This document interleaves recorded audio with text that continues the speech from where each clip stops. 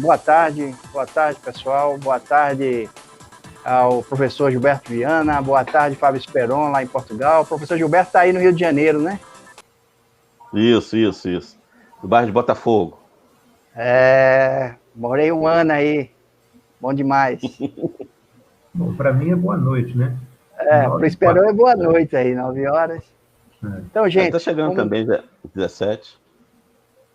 Como foi prometido aí, nós prometemos ir trazer aqui o professor Gilberto para a gente fazer um bate-papo hoje como uma provável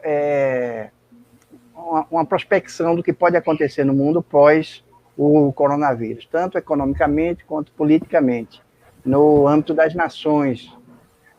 Então, antes da gente iniciar, eu queria, professor Gilberto, ter a honra aqui de ler o vosso mini currículo aqui, a gente está com ele aqui. O professor Gilberto, se o pessoal ainda não sabe, eu tive a honra dele ter sido o meu orientador lá na Escola Superior de Guerra, né, no nosso TCC, naquela guerrinha lá, e nós tivemos essa honra. Ele é pesquisador associado do IESP, da Universidade Estadual do Rio de Janeiro, pós-doutorado em Ciências Políticas, tema Relações Civis Militares, doutor em História Social pela Universidade Federal do Rio de Janeiro e mestrado em Educação pela Universidade Federal do Paraná, em 2001. Possui graduação em História pela Universidade do Estado do Rio de Janeiro, em 93, e Economia pela UGF, fundador do LabDesp, que é o Laboratório de Pesquisa em Defesa e Segurança Pública. Atualmente, é oficial da Reserva do Exército, conferencista e membro do Corpo Permanente da Escola Superior de Guerra, coordenador do Alumni. Ele vai explicar, professor, é até bom explicar aqui para o pessoal, é Alumni, né? Lá da ESG. Isso. Tem experiência na área de História, com ênfase em História do Brasil, atuando principalmente nos seguintes temas: História do Brasil, Cidadania, História Militar, Instituições Militares, Relações Civis Militares, Segurança Pública e Contra-Terrorismo. Bem, professor, é um prazer tê-lo conosco aqui no nosso humilde canal, tá? E antes de passar aí a palavra aos considerandos do senhor, eu queria passar para o Esperon também, para ele dar aí as boas-vindas, ele dá as boas-vindas lá de Portugal ao nosso professor Gilberto. Esperon. Boa noite aqui, né? Como eu já disse, já são 9h06. Eu vou chamá-lo de professor Viana, pode ser? Porque eu acho esse termo mais importante do que o próprio imperador do Japão, né? Aliás, como a gente é o único profissional que não se curva diante do imperador no Japão. Então, eu vou passar essa reverência ao professor Viana. Pô, professor, seja bem-vindo aí. Nós já estamos, eu acho que é a terceira live essa, não é, Luciana? Essa é a nossa terceira live. E lembrando que nós tivemos um programa que foi fruto de uma pós-graduação que nós fizemos, eu e Luciana. Esse programa ficou no ar 5 anos lá em Alagoas e tratava justamente de segurança, educação e outras coisas mais. Mas depois de conhecer o seu currículo e a propaganda que a Luciana fez, a gente está numa expectativa bem elevada aqui de ouvi-lo, né? Então, vamos lá. Eu formulei algumas perguntas aqui, mas eu prefiro que o professor inicie, e aí, no decorrer da live, a gente vai discutindo. Ele faz um debate. A gente vai, professor, está todo mundo curioso aí, o mundo hoje vive a maior expectativa do que é que pode acontecer aí nos próximos dias, nos próximos meses, nos próximos anos. E o que é que o senhor vem pensando, o que é que o senhor vem falando, o que é que o senhor está achando que pode acontecer dentro desse espectro aí? Eu vou dividir o que eu vou falar na conjuntura que se criou o mundo, no que situação que nós estamos. Isso é importante a gente se posicionar, independente do governo.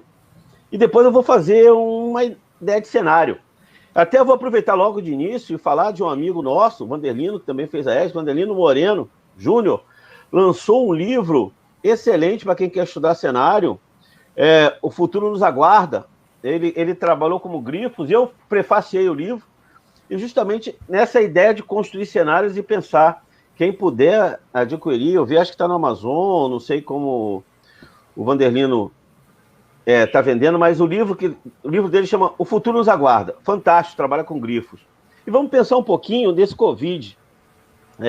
Covid-19 é uma doença infecciosa da família do vírus do corona, né? Por isso que coronavírus, a gente já está batendo isso de tanto falar, e atingiu a gente de uma forma terrível. Ele veio lá da China e da cidade de Wuhan, principalmente naqueles mercados eu tive a oportunidade de ter ido à China em 1917, desculpa, 2017, não sou tão velho assim, e a gente viu, nossa... E a gente ia perguntar a fórmula, viu? A fórmula disso, né? Então, muito além. Em 2017, eu tive em Beijing, né? Tive em Hong Kong também, e a fartura de comida, de todo tipo, é uma coisa que para nós ocidentais é bem complicado. A cerveja também não é lá a melhor qualidade de...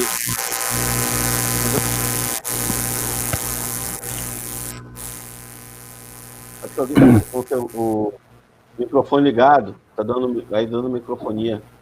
Hein, Luciano? Melhorou aí? Tá ok agora aqui. Tá ok? Tá. Eu tive no mercado de Wuhan, e no mercado de Wuhan, eu não tive no mercado, eu tive no mercado de vivos na China, e realmente uma confusão, uma falta de higiene imensa. O chinês tinha isso, que isso tentou sendo consertado nas Olimpíadas de Pequim, isso não deu certo. Imagine se esse vírus tivesse surgido nas Olimpíadas de Pequim, que caos teria mundialmente, com uma forma muito mais rápida.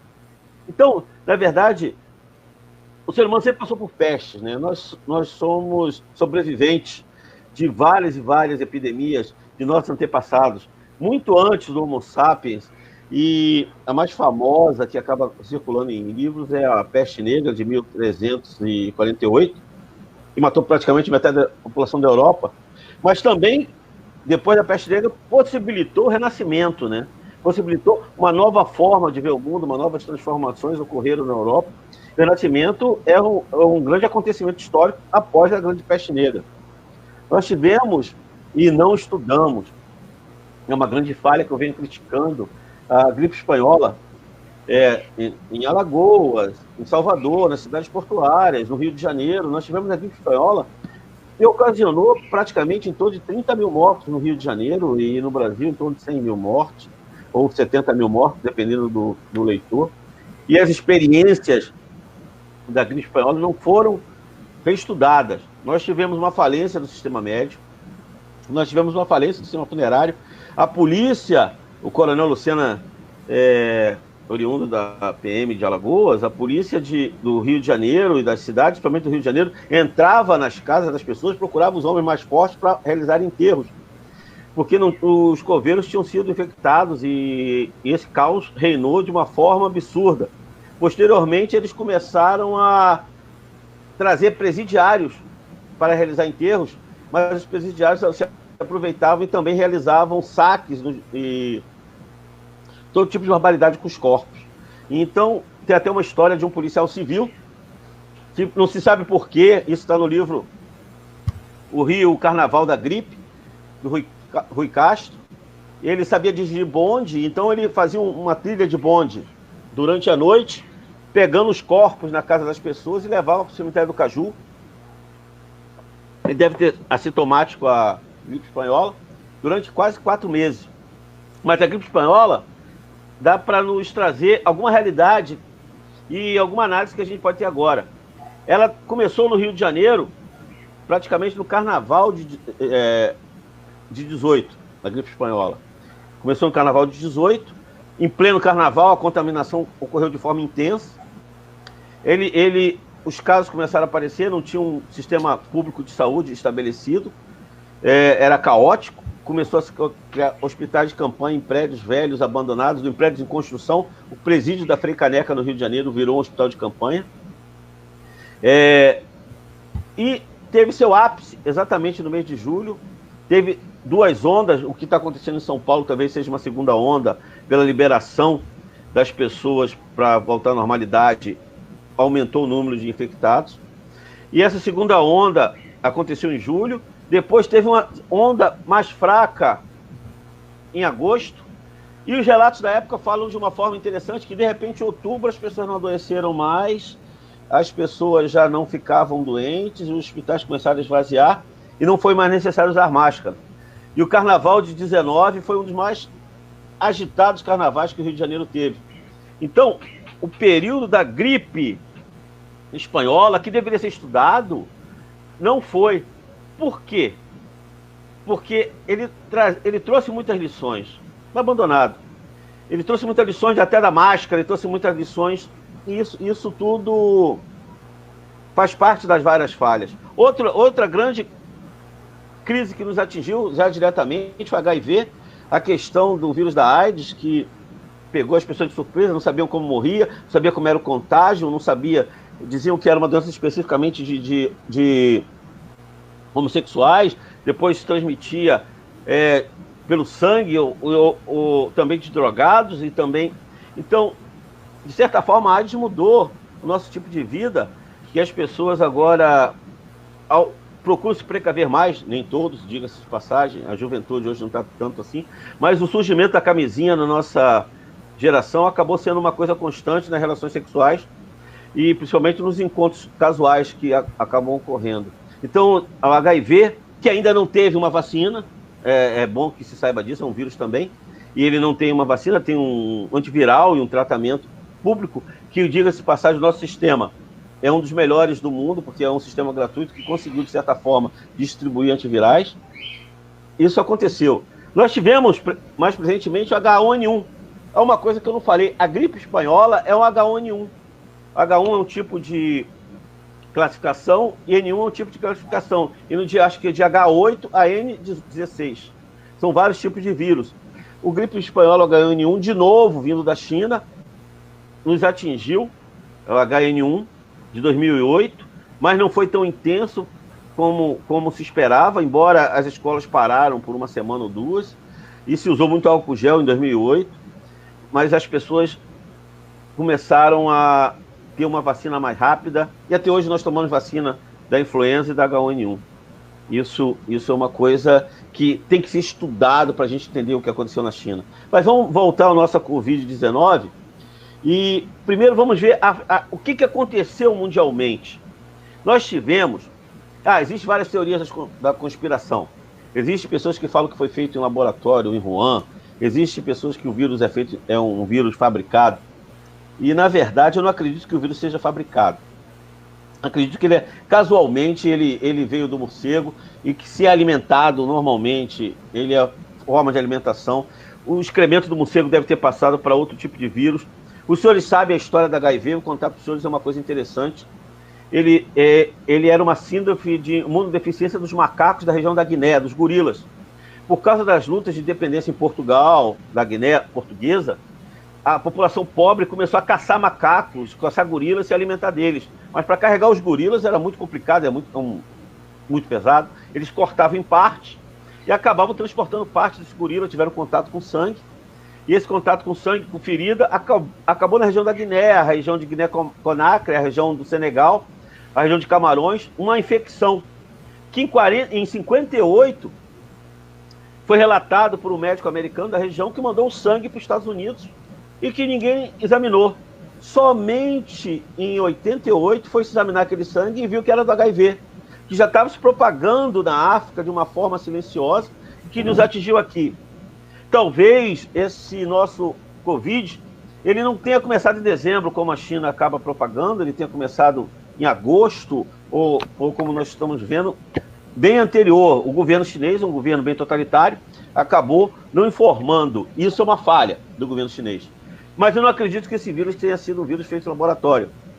Mas também não desconsidero a utilização do governo chinês da ideia do vírus, da questão da produção de remédios, da produção de EPIs para máquinas médicas. E por que isso? Porque com a globalização, isso aconteceu no Brasil no governo de Fernando Henrique, aí é importante a gente falar, a globalização começou com Collor, mas no governo de Fernando Henrique, nós tivemos um processo que deve estar na cabeça de todos nós, chamado desindustrialização. Nós tivemos um processo de desindustrialização do Brasil. Fechamos a nossa indústria bélica, que nos dava uma autonomia militar, a Ingesa quebrou, fazíamos blindados. Fechamos a nossa indústria que nasceu junto com a Samsung, junto com a Apple, junto com a Microsoft, que era a Cobra, que era a indústria de computadores. Nós tínhamos uma indústria de computadores locais, que produzíamos aqui computadores, que foi fechada, que era uma estatal, e a privatização que ocorreu no governo Fernando Henrique causou um grande desemprego em massa, o fechamento das indústrias. Eu me lembro que nossos sapatos, a gente comprava muito sapato de Franca, na região de São Paulo, e de repente começou a se comprar sapato chinês. As gravatas que a gente comprava na Paulista, começamos a comprar gravatas da China. Por quê? Porque pelo tipo de relações de trabalho, o chinês não pode se aposentar, ele não tem plano de seguridade social, não tem aposentadoria, ele trabalha até ficar velho, quando ele não consegue mais, seu filho tem que sustentar ele. E ele não tem um plano de aposentadoria, a não ser os novos planos privados que estão surgindo na China. Então a mão de obra é muito barata. A mão de obra chinesa é e tecnicamente bem preparada, por causa das universidades, mas extremamente muito barata. Então a China se ofereceu para o mundo, nesse mundo globalizado, para ser a indústria barata do mundo. Onde, por exemplo, a Microsoft mandou computadores para se fazer lá, o iPhone começou a ser produzido na China, vários computadores da Samsung foram produzidos na China, e a China, com poder de reengenharia, também usou essa tecnologia de fazer máquinas e produzir coisas baratas para outros países, e produzia delas. A Xiaomi, que é uma grande potência chinesa, ela conseguiu produzir computadores, a princípio, na década de 90, extremamente fracos, e hoje uma potência. Huawei, a câmera do Huawei é uma coisa extraordinária, muito melhor que o iPhone. Por quê? Porque o mundo acabou achando mais barato deixar para a indústria chinesa e destruir, de certa forma, o protecionismo que existia antes da globalização, antes do muro de Berlim, e com isso aconteceu o quê? Perdemos indústrias. Perdemos indústria de tecido no Nordeste, perdemos indústria de base aqui, perdemos nossas indústrias de bem de consumo, de máscara, e inclusive os respiradores eram produzidos mecânicos aqui, talvez não tão tecnologicamente, mas nós produzimos respiradores no Brasil, nós tínhamos toda essa quantidade de equipamento, essa desindustrialização gerou o quê? Gerou uma massa de pessoas na informalidade. E isso a gente pode notar, o governo Lula, mas antes do governo Fernando Henrique, o governo Lula foi a continuação, uma grande massa de programas assistenciais. E o que são esses programas assistenciais? Porque essa massa desempregada, se eu não dar alimento para eles, vão se revoltar. Então teve Bolsa Gás, Bolsa Óleo, Bolsa Família, Bolsa Comida, que no governo Lula ele reuniu tudo no Bolsa Família. Nós vivíamos o plano cruzado com uma inflação baixa, mas tínhamos 30%, 40%, os senhores podem procurar aí, de inflação. E nesse mesmo governo resolveu também não privatizar o sistema de saúde, porque está na Constituição, mas reduzir o poder do sistema de saúde. Então o SUS começou a ser reduzido no sistema de saúde. Então nós estamos criando um palco para a dança do vírus, que nos atingiu, de certa forma, com H1N1 e nos atingiu severamente com o Covid. Nós temos comunidades carentes, extremamente pobres. Nós tivemos o crescimento do tráfico de drogas, porque ele acabou assumindo muito do emprego dos jovens que não tinham emprego na indústria. Nós tivemos a terceirização, se os senhores verem, a grande discussão é para abrir lojas.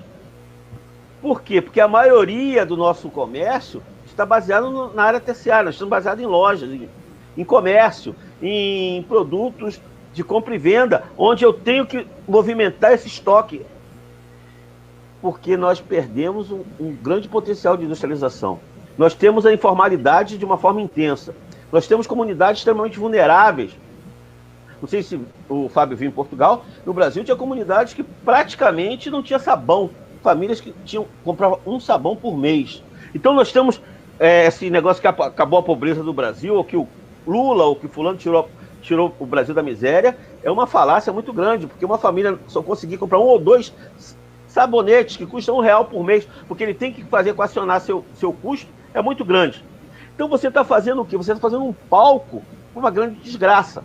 Mas nós fingimos que não víamos. Isso é uma grande falha, porque existia na comunidade, nas ruas, uma grande comunidade de pessoas vivendo na rua. Nós deixamos crescer de uma forma assustadora as cracolândias que existem em São Paulo, que são assustadoras, no Rio de Janeiro, uma coisa fora do comum. Uma comunidade de rua extremamente grande, que muitas pessoas que estão morando na rua não são marginais, estão ali por uma necessidade extrema, e uma vulnerabilidade extrema. E aí chega o vírus. Eu percebo que, nossa, essa pessoa que está na rua pode ser um vetor. A comunidade pobre pode ser um vetor. As pessoas que fazem quarentena, a nossa quarentena deveria ser bem intensa, como aconteceu na Nova Zelândia, de um mês de férias coletivas para todo mundo, se todos estivessem empregados. Férias coletivas e depois reabre. Porque aí você conseguia diminuir a circulação. Nova Zelândia funcionou assim, mas você não pode fazer isso no Brasil pelo desmonte que foi feito em várias estruturas nacionais durante muito tempo. Então a pessoa também não tem condições de ficar em casa, porque ele tem que ganhar dinheiro, porque ele ganha dinheiro como?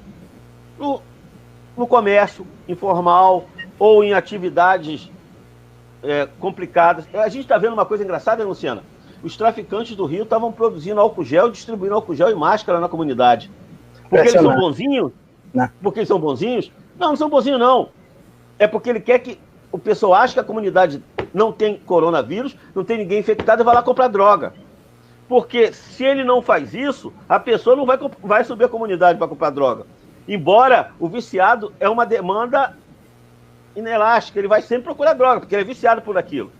Mas ele quer mostrar assim, olha, na minha comunidade não tem. Todos usam máscara, tem toque de recolher, as pessoas têm álcool gel, que eu estou distribuindo. Por quê? Eu quero que a pessoa use, o traficante ou comerciante, né? Venha trabalhar com isso.